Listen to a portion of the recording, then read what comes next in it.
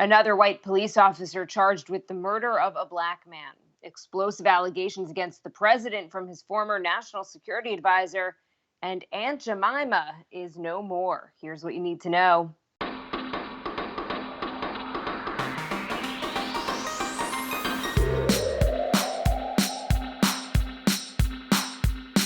Good morning. This is Cheddar's Need2Know podcast for Thursday, June 18th. I am Jill Wackman with Carlo Versano. Hey, Carlo. Jill, good morning. How are you? I'm okay. How are you doing over there? I'm freezing, and I think I just realized that I think Becky is messing with me because she's, because of all the stuff that we've been talking about, how I've been talking about how she, rules the thermostat with an iron fist. And this morning it's like 50 degrees in here, so I think that's her saying I need to get my act together. That's amazing. If it's not, she should do that. Yeah. All right, let's get to the news and start with what's going on in Atlanta. Garrett Rolfe, who is the former Atlanta police officer who shot and killed Rayshard Brooks outside of a Wendy's last week, he has now been charged with 11 criminal charges, including felony murder. And then a second officer, Devin Brosnan, was charged with assault and failing to render aid, and he is cooperating with prosecutors. Yeah, it sounds like he's going to be a star witness in this case. Which is very rare, by the way, for an officer, I guess, to sort of flip against a second officer, although he hasn't said that he's going to testify. But the other thing happening in Atlanta that's worth noting, a lot of Atlanta cops, it's unclear how many, but a lot of cops called out from work yesterday, I guess, sort of in protest of these charges. A couple of things that came out of the DA's presser yesterday. So Rayshard Brooks, he was shot twice in the back, and afterward, the officers involved, according to the DA, kicked him and stood on his body. Also, the DA says that Officer Rolfe knew that the taser that Brooks had, which was, if you've seen the video, you saw that he'd grabbed the taser gun, that it, Right. quote, presented no danger because it had already been shot twice, which I thought was really interesting. I mean, there's certainly some nuances to this case. I'm not making the point that this guy deserved to die by any stretch. But I don't think this is going to be the slam dunk case that the George Floyd case will be, at least against Derek Chauvin. I could be wrong though. One thing, Jill, we haven't talked a lot about Briana Taylor. She is the poor young EMT in Kentucky who was shot 8 times by police in Louisville, who were executing a no-knock warrant against her ex-boyfriend at her apartment back in March. This is an unbelievable case we've done a disservice by not talking about. But the officers involved in this case, they're still employed. They haven't been charged. They're under investigation. But if you want to get enraged about police misconduct, read a little bit about the Briana Taylor case. It is really egregious. And again, I mean, I guess I shouldn't say that because we don't know all the details, but it sure seems like this was just a case study in police, misuse of force. Just basically, her boyfriend had a legal firearm, right? So he was he had opened fire when the police executed this warrant because they didn't announce themselves. Well, they were in bed sleeping, right? Right, they were sleeping, and he, they just busted in the door, and he thought there was like a home invasion going on, right? So I mean, it's also a case of, just this country is so heavily armed that I guess these things can happen. But anyway, it's a terrible story. I just wanted to get on the record with it, and I'm going to try and do a better job of following it because it's something that everyone should really be following. Absolutely. A lot of companies, meanwhile, in the wake of the Black Lives Matter protests, are rethinking some of their policies. And after 131 years, Aunt Jemima is no more. Quaker Oats, which is part of Pepsi now, is dropping the Aunt Jemima name and image from its pancake mix and its syrup line. It's been on shelves since 1889. Quaker Oats says it recognizes that Aunt Jemima's origins are based on a racial stereotype, which is like the mammy type of figure. Yeah, uh, right, exactly. from the I South. 131 years. That's wild, huh?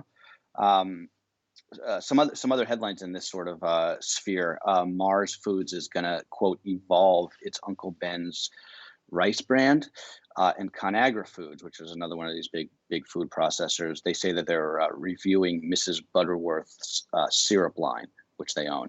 I didn't know about why are there so many racist syrups. Has that been discussed? Seems kind of weird. Also, a few weeks ago, Land O'Lakes got rid of the Native American woman that was their sort of like mascot on the butter. So you know, a lot of these sort of brand changes underway, and I think a lot of people would say about time. You know what? It's like you don't even necessarily, you know, they've been around for so long, and they're kind Right. of so ingrained in our subconscious, I think. Um, Yeah. but it then you realize what it is. The image of Aunt Jemima has actually, like, the image that's on the syrup bottles now is not what originally appeared. Um, Right. but And I then guess that's neither here nor there. yeah. No, it's a good point. All right, let's talk about the state of coronavirus here in the United States. Several states continue to report a surge in virus infections, including Florida, Texas, Alabama, and Oklahoma. And that is where President Trump will be holding a campaign rally on Saturday. This will be the largest indoor gathering in about 3 months. In Texas, the governor there has banned towns and cities from implementing rules that would require masks to be worn in public places. So again, he's banning the use of So masks, or at least requiring masks. In case yes. you didn't follow that, President Trump, he granted a few interviews this week. He said he is not concerned that his rally is going to help spread the virus. He says the virus is, quote, dying out. The numbers would tell you that is not true. The vice president also wrote an op-ed yesterday saying that the increased numbers in cases, it's just because of more testing. But the data does not show this. I just want to be really clear. The percentage of positive cases is going up. So that tells you, if the percentage was going down dramatically, then you would say, okay, Right. you know, cases are going up technically, but we're doing a lot more testing. And hospitalizations are going up. So That's the big one. Yeah. that's the big one. Hospitalizations because of coronavirus do not lie. So just want to kind of No, I think it's clear, you know, I don't want to just say it's just not true. I don't know what else to say, yeah. actually. No, you're right. And again, it's confusing to follow this day in and day out because it's so different in so many different parts of the country, and that sort of like messes with the national numbers. Like in New York, for instance, New York City, where I am, you know, it's incredible what what has happened in this city in the last couple of months. I mean, it was um, uh, the numbers are close to zero.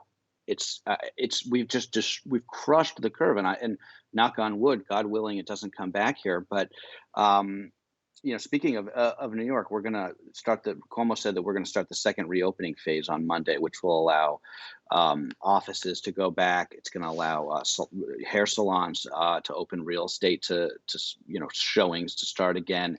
And the big one, at least for me, Excuse me. Sorry, bless Kyle. you. Oh, viral droplets, here they come. Yeah, Um, again, this is why it's good that we are not in the same room. exactly. But the big one in New York City is restaurants will be able to finally open for outdoor seating, which is, I think, going to be really good, at That's least for great. me. Yeah, and for restaurants. But you know, I'm three haircuts into this quarantine now, so I'm very ready to see my barber, my boy Mateo. Although I don't know if I will. Actually, I think I may still hold off because it seems like getting a haircut is still like a little too, like, just asking for trouble. Well, you know, so, you know, I'm living with my in-laws, and Hmm. they went and got a haircut. I know a bunch of people, because Long Island's been in that phase for a couple weeks Yeah. now, and so haircuts, and you've been able to do that stuff.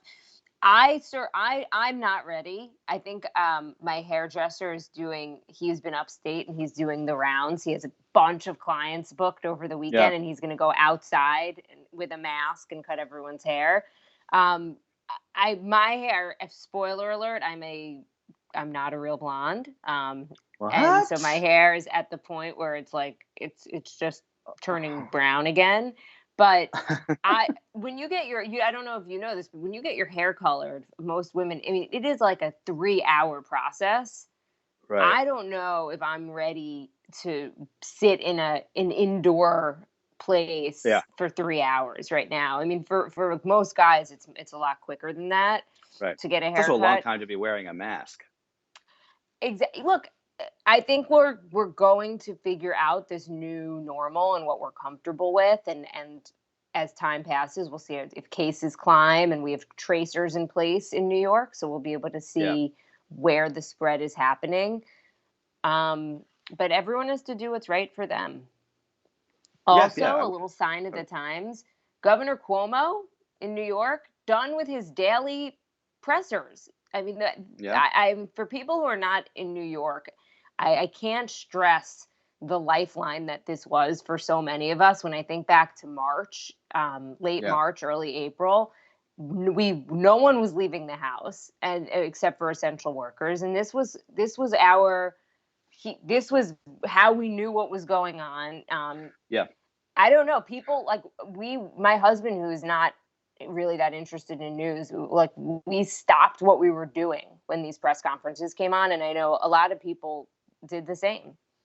Yeah, I mean, look, say what you will about Cuomo, and there's certainly arguments when this is all said and done that New York, there were failures in the early days, but he has been an incredible messenger, at least in terms of telling people the hard truths and being upfront with people about what's going on. And I think those press conferences really did, at least here in New York City, at least really were comforting to a lot of folks. So it is a sign of the times, but a good one, I guess, because he basically said, I don't feel like I don't feel like I need to do them anymore. There was a funny tweet. I'm gonna misquote it, but it was like in response to Cuomo tweeting out, "I'm done with the daily pressers." It was something like, "And let's just say we don't need the second season of this in the fall. It's been fun, but I'm not looking forward to the second season." God willing. Let's talk also about this story getting the political world all in a frenzy. John Bolton, who is President Trump's former national security advisor, he has a book coming out next week that is causing considerable alarm with his old boss. So the Justice Department's even suing to try to stop the release of the book. It's called The Room Where It Happened, and it reportedly gives some firsthand accounts of the president that, if true, are a bit troubling, including that the president thought Finland was part of Russia, that he asked President Xi of China to help him win re-election. Maybe not in those words. That's how the media has been summarizing it, but it was really, he didn't come out to say, help me get elected. Maybe he did actually. I haven't. I've just read the summaries of it. I But think I he think he basically said was saying he. So go on, Carla. no, that he wanted China to buy more products that would help farmers who are of course part of his base. Exactly. He Bolton confirming a quid pro quo with Ukraine, which was at the heart of the impeachment trial that we saw earlier this year. Remember that? It feels like another lifetime ago. And Seriously. there were just other instances that paint the commander in chief as, quote, stunningly uninformed. All right, Carlo, what do you make of it? Those are Bolton's words. Yeah.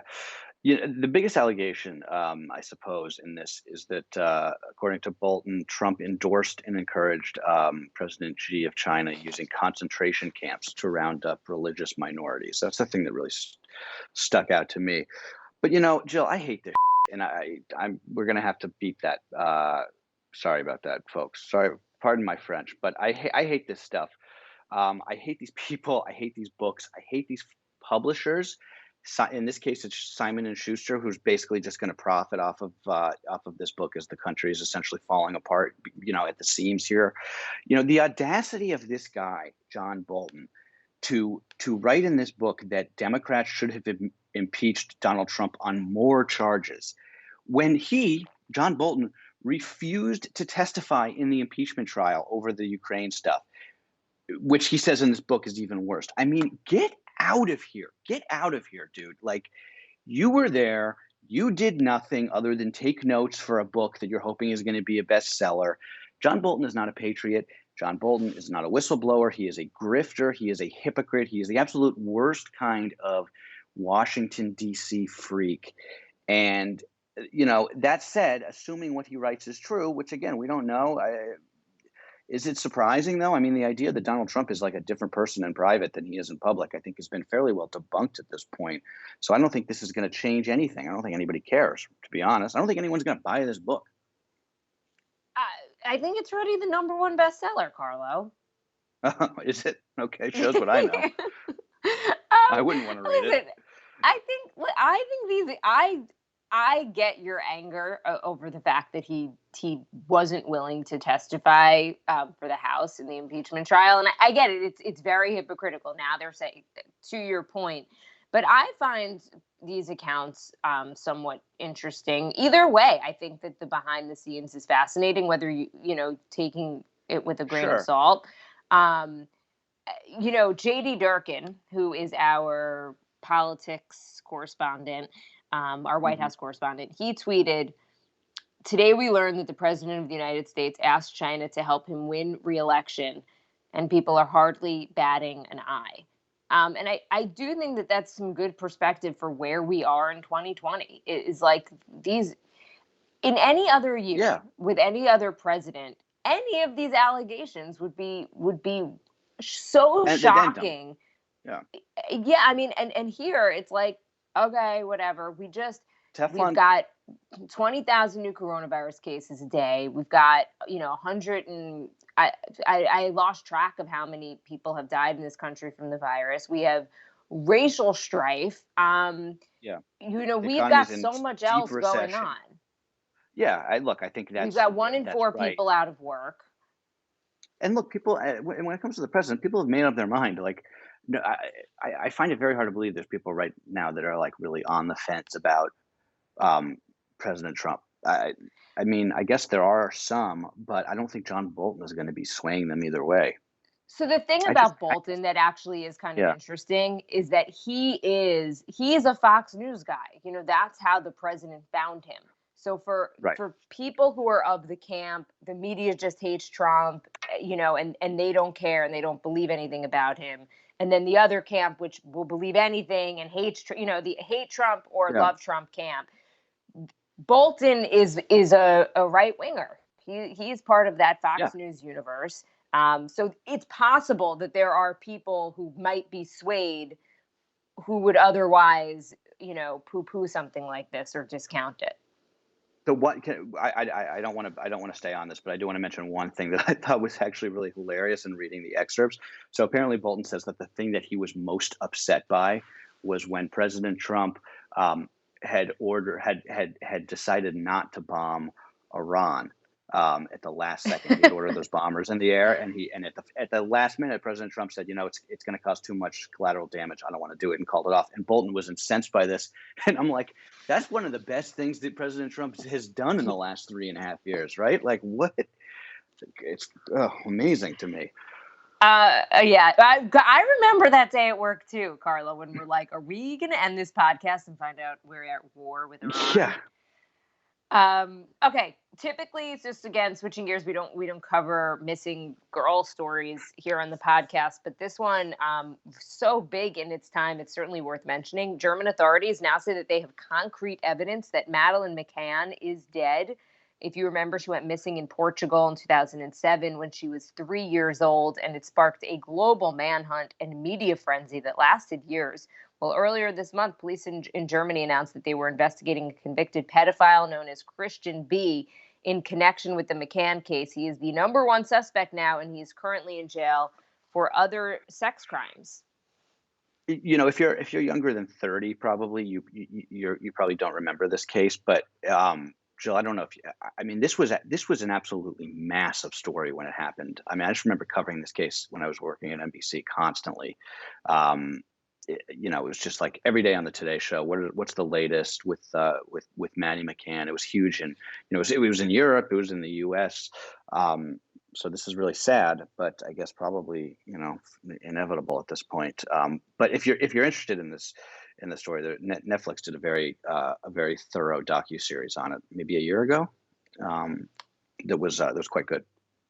Also, we meant to discuss this yesterday. More Americans are unhappy today than at any point since at least the early 1970s. That's the consensus of a new study that draws on 50 years of social research into Americans' attitudes and behaviors. The poll was conducted by the University of Chicago. It finds that just 14% of U.S. adults say that they are very happy, compared to 31% who said so last year.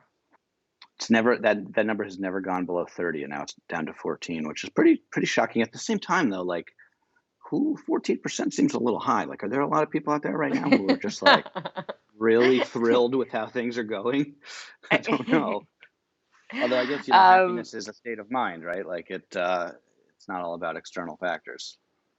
Yeah, it definitely tells you a little bit about where we are as a society right now, and it's and not really to bring everything back. No, I'm sorry to interrupt you, Chilla. Go ahead.